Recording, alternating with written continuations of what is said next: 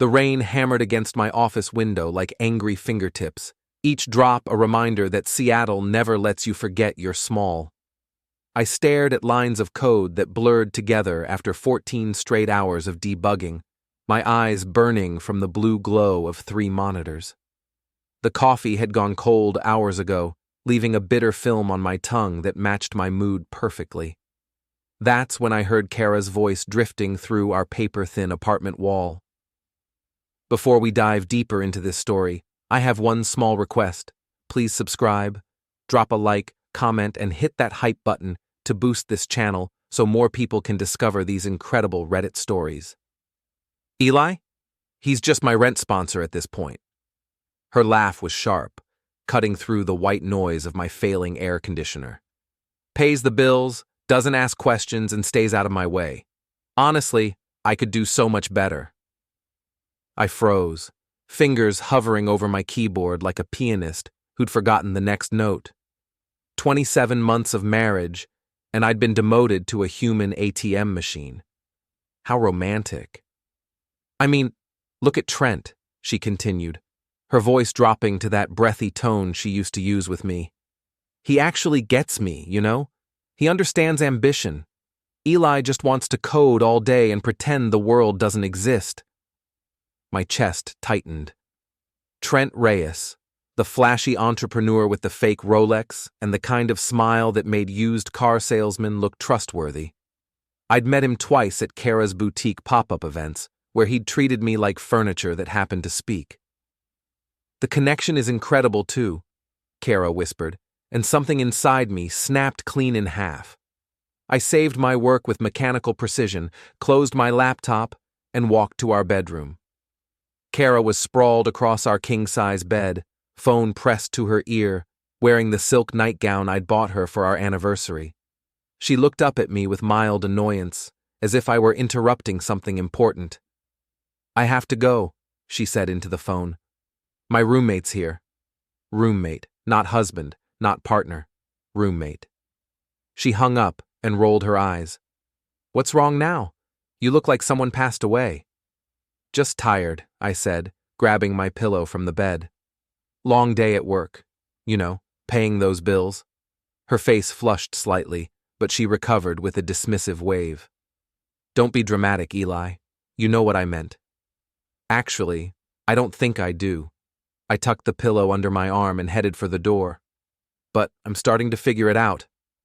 Where are you going? To my room. You know, since we're roommates now. I spent that night on our couch, staring at the ceiling and listening to the rain. By morning, I'd made a decision that would change everything. The next day started like any other. Kara emerged from the bedroom at 10:30, hair perfectly styled, wearing designer athleisure that cost more than most people's rent. She found me in the kitchen, methodically dividing our groceries into 2 distinct piles. What are you doing? She asked, pouring herself coffee from the pot I'd made hours earlier. Roommate stuff, I replied, placing a roll of masking tape between the 2 piles. Since we're splitting expenses now, I figured we should split everything fairly. Her coffee mug stopped halfway to her lips. You're being ridiculous. Am I? I labeled my pile with my name, then started moving items to their respective sides of the refrigerator. Roommates don't typically share groceries, do they? Or utility payments, or streaming services.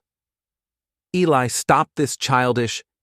I've already called the bank, I continued, my voice steady despite the earthquake happening in my chest. Separate accounts as of today. I've calculated your half of rent, utilities, internet, and groceries for the past 6 months. I'll email you the spreadsheet. Kara's face went through several expressions. Confusion, anger, then something that might have been panic. You can't be serious. Absolutely serious. Oh, and I'm moving into the spare room? Since we're roommates, we should probably have our own spaces. I watched her process this, saw the moment she realized I wasn't bluffing. Her perfectly manicured fingers tightened around her coffee mug. Fine, she said, her voice ice cold. If that's how you want to play this game. It's not a game, Kara. It's just reality catching up. She stormed out, heels clicking against our hardwood floors like gunshots. I heard her bedroom door slam, followed by the muffled sound of her voice, probably calling Trent to complain about her unreasonable roommate. I smiled for the first time in months. That afternoon, while Kara was at one of her boutique meetings, I made a trip to the electronics store. Nothing fancy, just a basic security camera system that any concerned roommate might install to protect shared property. I positioned one camera to cover our front door and another to monitor the living room. Perfectly legal, perfectly reasonable, and perfectly positioned to catch whatever Kara thought she was hiding. The installation took an hour. The waiting took 3 days. On Thursday night, my phone buzzed with a motion alert. I opened the app and watched Kara let herself in through the front door, followed closely by Trent Reyes. They were laughing about something, his hand resting possessively on her lower back as they moved toward her bedroom. I saved the footage to my cloud storage and went back to my coding. But for the first time in weeks, I was smiling. Friday morning brought the kind of Seattle drizzle that seeps into your bones and stays there.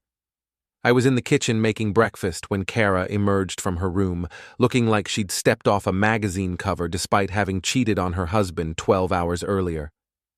"Good morning, roommate," I said cheerfully, not looking up from my eggs. She paused, studying my face for signs of what I might know. "Morning. Sleep well? I thought I heard voices last night." "Just the TV," she said quickly. "I was watching a movie." "Ah," I nodded, taking a bite of toast. "Must have been an action film. Lots of movement." Her face flushed, but she recovered quickly. "I'm going to be out late tonight. Another pop-up event." "With Trent?" The question hung in the air like smoke. Kara's perfectly applied makeup couldn't hide the guilt that flashed across her features. "He's helping with the business side," she said defensively. "Not that it's any of your concern." "Of course not. We're just roommates." After she left, I called my buddy Sam from work. "Hey, want to hit Dave's gym tonight? I need to punch something that isn't my computer screen." Dave's boxing gym occupied the basement of a converted warehouse in Georgetown, all exposed brick and fluorescent lighting that made everyone look like they'd been in a fight already. Dave himself was a retired cop with hands like cinder blocks, and a philosophy that life was just boxing with more rules. "You look like hell, Turner," he said as I wrapped my hands. "Woman trouble?" "Roommate trouble," I corrected, and explained the situation while working the heavy bag. Dave listened, occasionally grunting approval when I landed a particularly solid combination. When I finished, he leaned against the ropes and studied me with cop eyes. "You want my advice? Stop fighting fair. She's not." "What do you mean?" "I mean she's playing chess while you're playing checkers. Time to learn the rules of her game."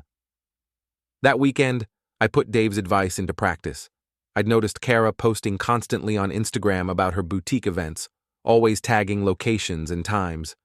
Her latest post showed her setting up for a pop-up at a trendy coffee shop in Capitol Hill, with Trent prominently featured in the background. I called Amelia Lynn, a data analyst from my company, who I'd been friendly with but never asked out. She was brilliant, beautiful, and had the kind of quiet confidence that made Kara's attention-seeking behavior look desperate by comparison. "This is going to sound random," I said when she answered, "but would you like to check out a boutique pop-up event this afternoon? I hear they have interesting data visualization." She laughed. "That's either the worst pickup line ever, or you're planning something devious. Can it be both? In that case, I'm in." We arrived at the coffee shop just as Kara was hitting her stride, charming potential customers, while Trent lurked nearby like an expensive accessory. I watched her face change when she spotted me walking in with Amelia. Confusion, then anger, then something that looked suspiciously like jealousy. "Eli," she called out, her voice artificially bright. "What a surprise! I didn't know you were interested in fashion." "I'm not," I replied, sliding my arm around Amelia's waist. But Amelia, this is my roommate, Kara. The emphasis on roommate wasn't lost on anyone within earshot. Kara's smile became strained. And this is Trent, she said, pulling him forward like a shield. My business partner. Trent extended his hand with the kind of aggressive grip meant to establish dominance. I shook it firmly, noting his expensive watch and the way his eyes immediately dismissed me as irrelevant. Nice to meet you, he said in a tone that suggested otherwise. Kara's told me so much about her living situation. All good things, I hope, Amelia interjected smoothly. Eli's been telling me about his photography hobby. Haven't you been taking some interesting candid shots lately? Kara's face went pale. I hadn't mentioned any photography hobby to Amelia, but her improvisation was perfect. Just documenting life, I said casually. You'd be amazed what people do when they think no one's watching. Trent's grip on my hand tightened slightly. Sounds invasive. Only if you have something to hide. We bought a scarf from Kara's collection, overpriced and probably made in a sweatshop, but Amelia wore it like it was haute couture. As we prepared to leave, I made sure to kiss Amelia goodbye where Kara could see it, long and slow and thoroughly convincing. See you at home, roommate, I called over my shoulder. That night, I heard Kara pacing in her room, her voice rising and falling in what sounded like an argument. The next morning, she was waiting for me in the kitchen with the kind of smile that preceded natural disasters.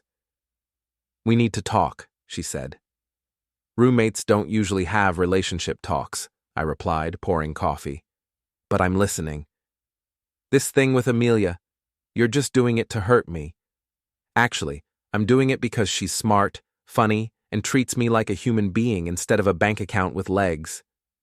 Kara's mask slipped for just a moment, revealing something raw underneath. I never said you were a bank account. No, you said I was a rent sponsor. Much more personal. She was quiet for a long moment, studying my face like she was seeing me for the first time. When did you become so mean? I learned from the best. That afternoon, while Kara was out shopping with Trent, I made a trip to the parking garage of his apartment building. His car was easy to spot.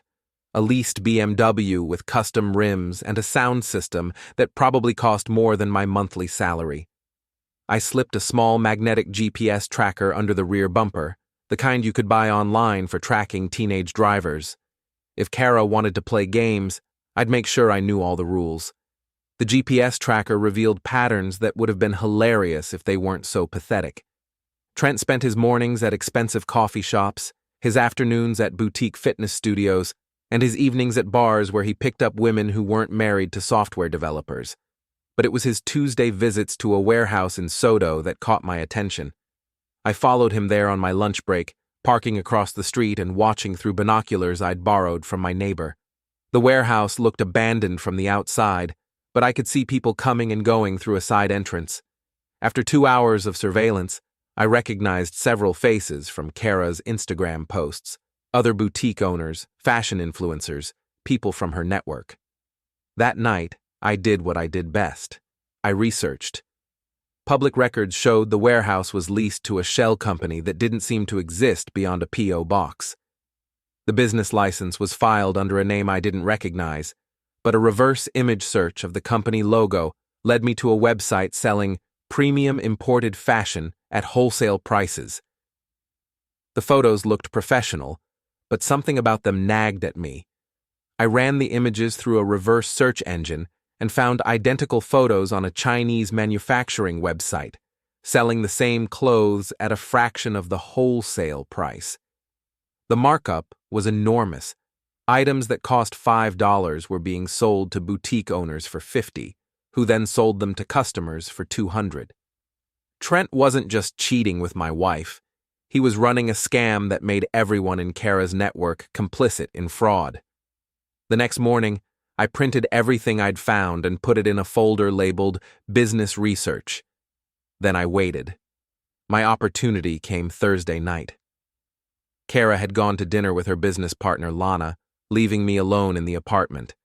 At 11:30, my security system alerted me to movement at the front door. I watched on my phone as Trent let himself in with a key I hadn't known existed. Instead of heading to Kara's room, he went straight to my home office. I was out of bed and moving before I'd fully processed what I was seeing. I found him rifling through my desk drawers, looking for something specific. "Lose something?" I asked from the doorway. He spun around, and for a moment I saw real fear in his eyes, before his usual arrogance reasserted itself. "Just looking for Kara," he said smoothly. "She said she might be working in here." "With her laptop? In my desk? In the dark?" He stepped closer, using his height advantage to try to intimidate me. "Look, nerd, I don't know what you think you saw, but you need to mind your own business. This is my business. This is my home, my office, and my desk you're going through." "Your home?" He laughed, but it sounded forced. "Kara told me you're just the roommate who pays bills. You don't own anything here." "Funny thing about roommates," I said, pulling out my phone and showing him the security footage. "They have rights, too, including the right to call the police when someone breaks into their home." His face went white. "You can't prove I broke in. I have a key." "Do you?" "Because I never gave you one. Neither did the landlord. So either you had it made without permission, which is illegal, or Kara gave you hers, which violates our lease agreement." I watched him calculate his options, saw the moment he decided to try intimidation instead of reason. He grabbed my shirt and pushed me against the wall. "Delete that footage or you'll regret it." I smiled. "Too late. It's already uploaded to cloud storage, along with some other interesting videos." He released me, confusion replacing anger. "What other videos?" "Let's just say your Tuesday warehouse visits make for fascinating viewing, especially when combined with some research into your business model." The color drained from his face completely. "You don't know what you're messing with." "I know exactly what I'm messing with. The question is, do you?" He left without another word, but not before I slipped a second GPS tracker onto his jacket. If he thought this was over, he was about to learn otherwise. The next morning, Kara came home looking disheveled and angry. She found me in the kitchen, calmly eating breakfast and reading the news on my tablet. "Trent says you threatened him last night," she said without preamble. "I asked him to explain why he was going through my desk at midnight. He wasn't very forthcoming. He was looking for me." "In my desk drawers?" She faltered for a moment. He was confused. It was dark. "The light switch is right by the door. Hard to miss." "Why are you being so difficult about this?" I set down my tablet and looked at her. Really, looked at her. The woman I'd married had been ambitious but honest, driven but kind. This person standing in my kitchen was a stranger wearing Kara's face. "I'm not being difficult," I said quietly. "I'm being careful. There's a difference." "Careful about what?" "About who I trust with my home, my business, and my life."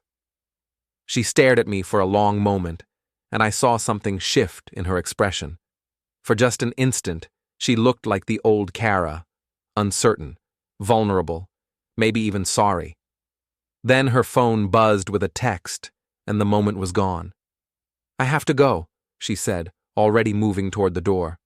"We'll talk about this later." But I knew we wouldn't. We were past talking now. That evening, I put my plan into motion. Saturday night, Trent's GPS tracker led me to Neon, a flashy nightclub in Belltown where the drinks cost $20 and the music was loud enough to cause permanent hearing damage. I watched from across the street as he worked the room, buying drinks for groups of women who looked young enough to be college students. I waited until he went outside for a smoke break, then approached him in the alley behind the club. "Fancy meeting you here," I said, stepping out of the shadows. He spun around, cigarette falling from his lips. "What the hell are you doing here?" "Research. You'd be amazed what you can learn about a person when you pay attention." "You're following me? That's stalking, you psycho." Actually, it's called due diligence.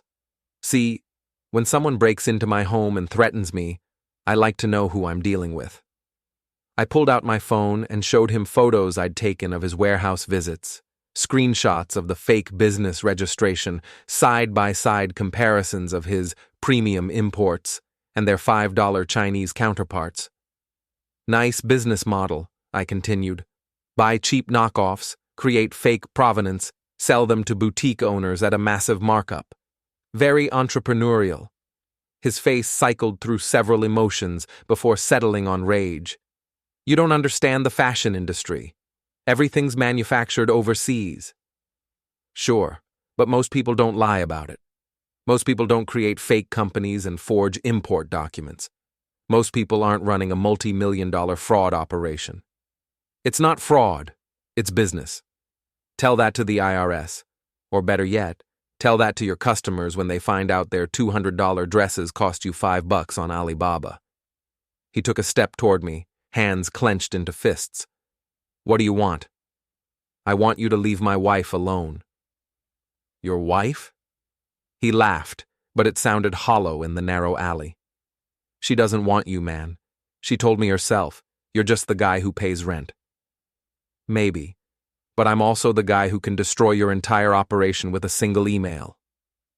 I showed him my phone screen, where I'd composed a message to the Seattle Times business reporter who'd been investigating fashion industry fraud.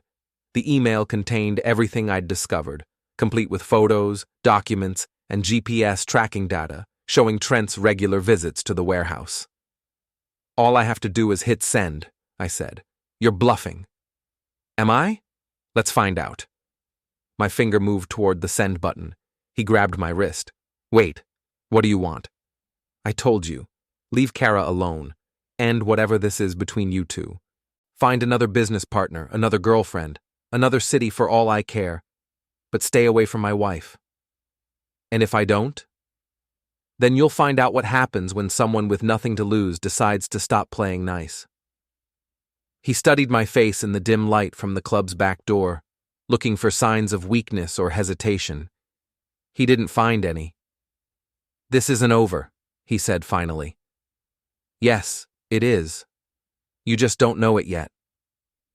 I deleted the email draft and walked away, leaving him standing in the alley with his expensive clothes and cheap threats. But I'd lied about deleting the email. I'd only closed the draft. And Monday morning, I sent it to 5 different reporters, along with copies to the Better Business Bureau and the State Attorney General's office. The story broke on Wednesday. Local fashion entrepreneur accused of import fraud ran above the fold in the Seattle Times business section, complete with photos of Trent's warehouse and interviews with several boutique owners who'd been unknowingly selling counterfeit goods. The reporter had done her homework, tracing the shell companies and fake import documents back to their source. Kara's name appeared in the article as one of Trent's business partners, though she was described as unavailable for comment. I knew she was available. She just wasn't answering her phone. She came home that evening looking like she'd aged 5 years in 5 hours. Her perfect makeup was smeared, her designer clothes wrinkled, and her hands were shaking as she poured herself a glass of wine. Did you see the news? She asked without looking at me. I did. Sounds like Trent's in some serious trouble. The reporter called me 17 times today. 17. She wants to know about my business relationship with him, about the warehouse, about everything. What did you tell her? Nothing. I didn't tell her anything because I don't know anything. She turned to face me, and I saw desperation in her eyes. I swear to God, Eli, I had no idea he was running a scam. I thought the clothes were legitimate imports. Did you? Yes, I'm not a criminal. No, you're just an adulteress. The words hung between us like a blade. Kara's face went through several expressions before settling on defiance. So that's what this is about? You're punishing me for Trent? I'm not punishing you for anything. I'm just tired of pretending I don't know what's going on. What do you think you know? I pulled out my phone and showed her the security footage from Thursday night. Trent letting himself into our apartment, going through my desk, our confrontation in the hallway.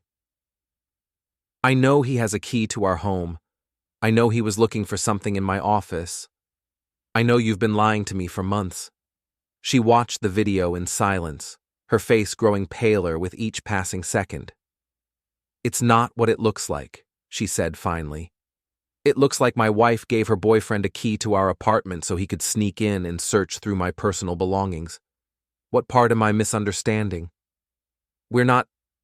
It's not like that. Then what is it like, Kara? Help me understand.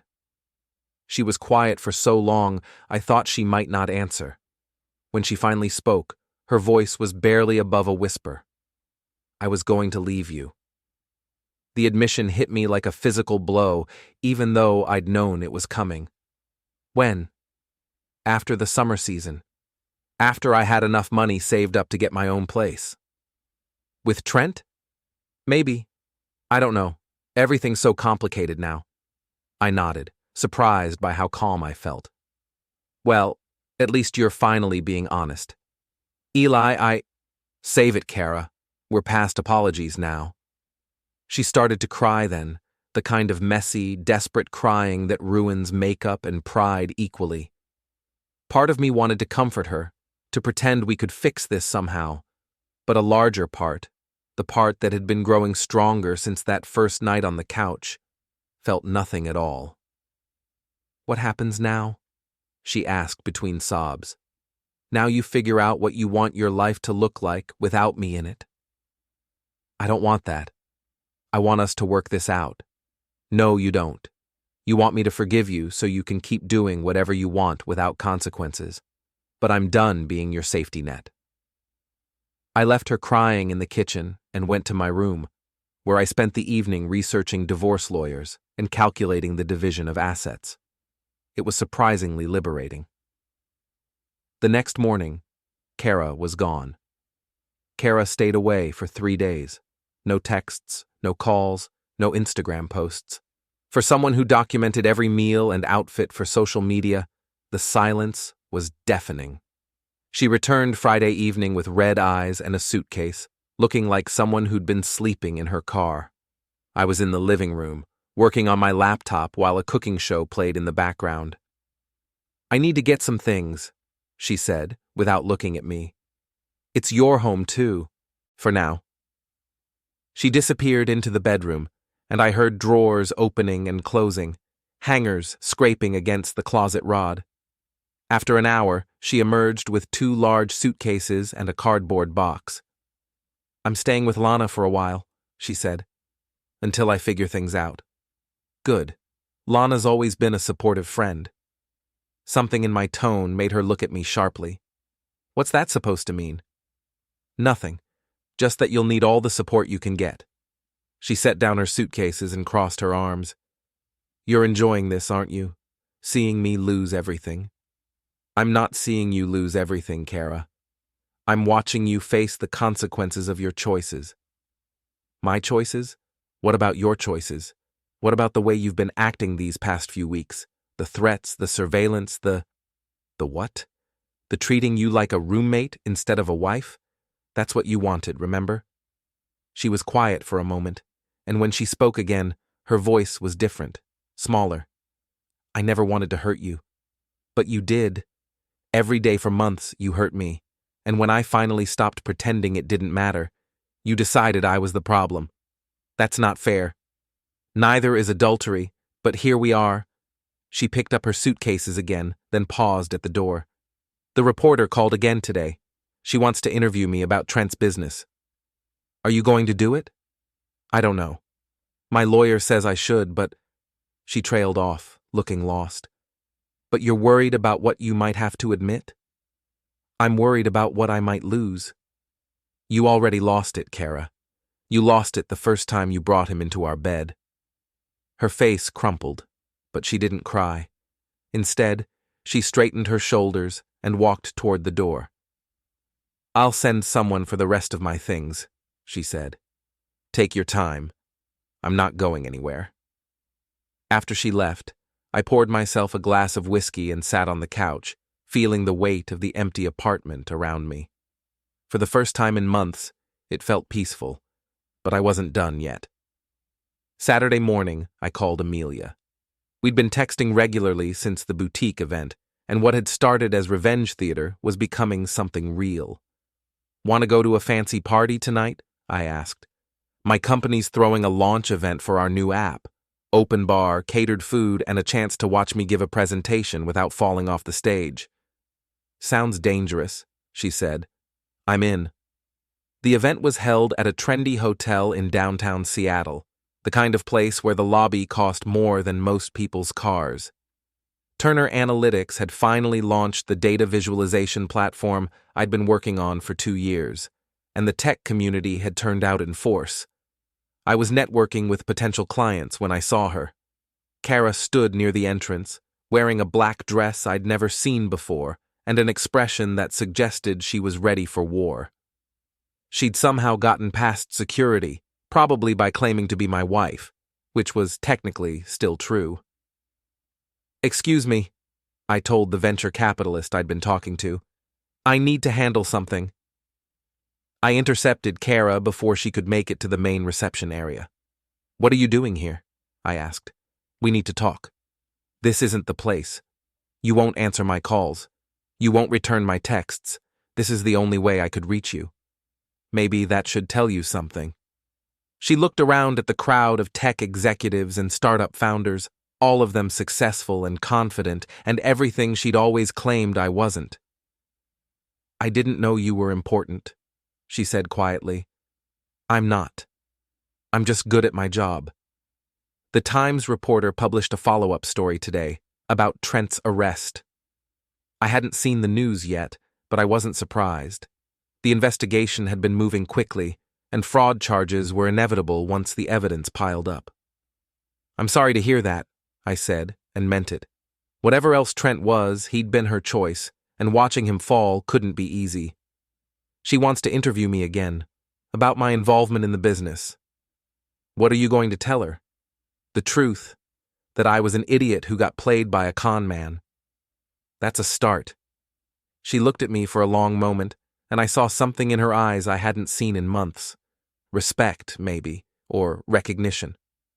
"I know you did this," she said finally. "Did what?" "The investigation, the reporter, all of it. You destroyed him." I could have denied it, could have pretended innocence and let her wonder. Instead, I told her the truth. "Yes." "Why?" "Because he threatened me in my own home. Because he was using you to commit fraud. Because someone needed to stop him before he hurt more people. Because you were jealous. Maybe. But mostly because it was the right thing to do." She nodded slowly, as if confirming something she'd already suspected. "I lost everything," she said. "My business, my reputation, my friends. Lana won't even return my calls now that her name's been mentioned in connection with the investigation. I'm sorry about that." "Are you?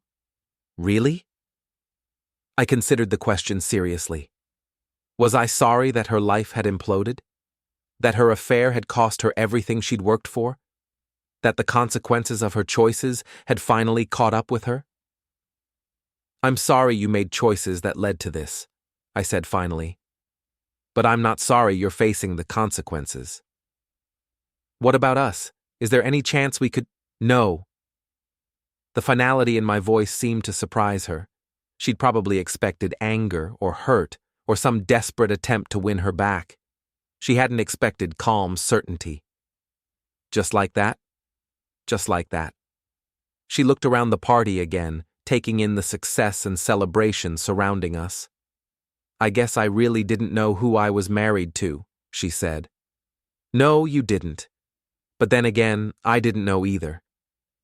Amelia appeared at my elbow, looking elegant in a navy dress that made Kara's outfit look desperate by comparison. "Sorry to interrupt," she said smoothly, "but they're ready for your presentation." "Of course." I turned back to Kara. "I have to go. Security will show you out." "Eli, wait." But I was already walking away, Amelia's hand warm in mine, leaving my wife standing alone in a crowd of strangers who represented the life she'd never bothered to understand. My presentation went perfectly. The app launched without a hitch, and when I got home that night, I found divorce papers waiting on my kitchen table, already signed.